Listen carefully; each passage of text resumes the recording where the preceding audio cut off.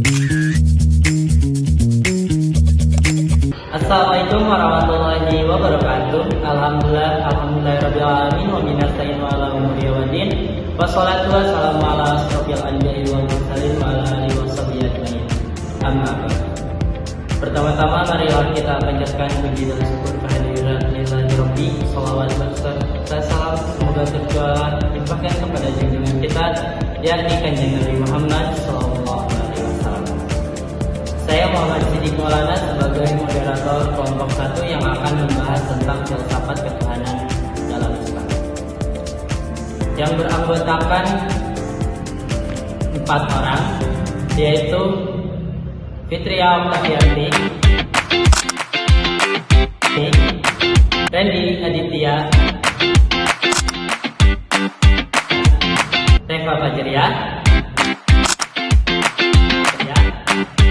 Jangan lama-lama, kita lanjut ke pembahasannya. Yuk. Pembahasan pertama. Filsafat ketuhanan merupakan sebuah pemikiran tentang Tuhan dengan menggunakan akal, dengan memakai pendekatan yang disebut filosofis.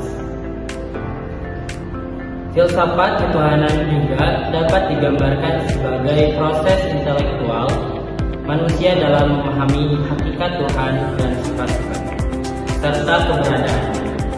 Melalui akal budi, usaha ini dilakukan untuk memperoleh pemahaman yang lebih jelas.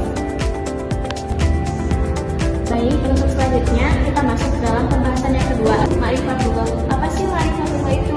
Ma'rifatullah itu yaitu upaya kita mendekatkan diri kepada Allah, melainkan memerlukan tahapan-tahapan pembelajaran dan pendalaman keimanan. Saya pernah mendengar ilustrasi yang mana ada satu cerita seseorang yang tersesat di dalam hutan, yang mana ia tahu tujuan dia kemana, tetapi ia tidak tahu arah.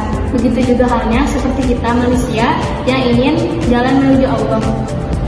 Nah, sebagaimana dikatakan dalam kitab Al-Hikam, cara kita mengenali Allah itu bukan hanya sekedar tahu tentang Allah di mana, tetapi kita mengenalinya seperti mana hati kita harus bersih.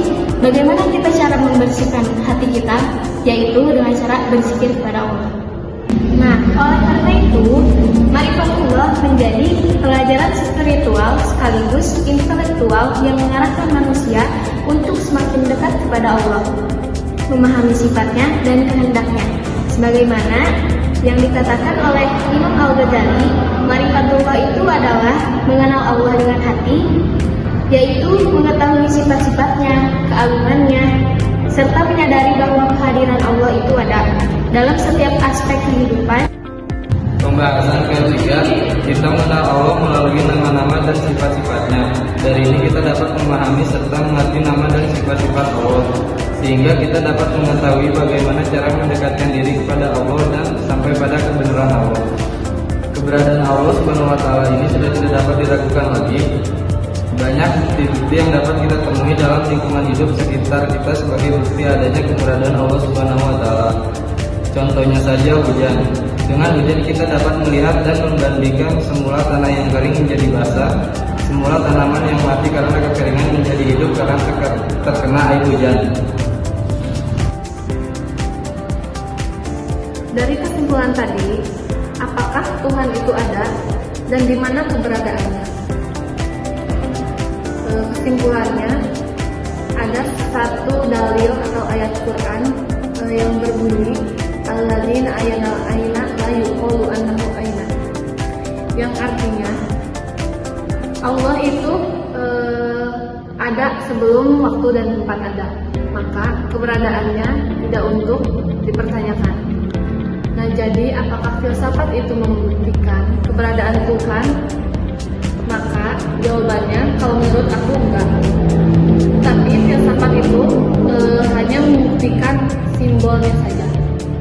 Ada satu cerita, waktu itu Nabi Muhammad SAW Mi'raj ke Sidratul Muntaha dihantar oleh malaikat Jibril.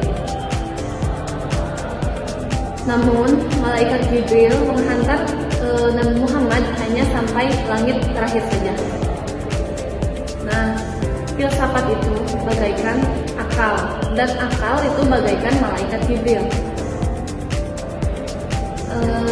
Beliau menghantarkan Nabi Muhammad ke serambi Tuhan atau ke Tuhannya, tapi yang bertemu dengan beliau yaitu hati, yang bertemu dengan Tuhannya itu hati. Jadi jika ada orang yang bertanya, coba jelaskan dong keberadaan Tuhan itu di mana, jelaskan secara saintifik dan filosofis, maka jawabannya nggak bisa.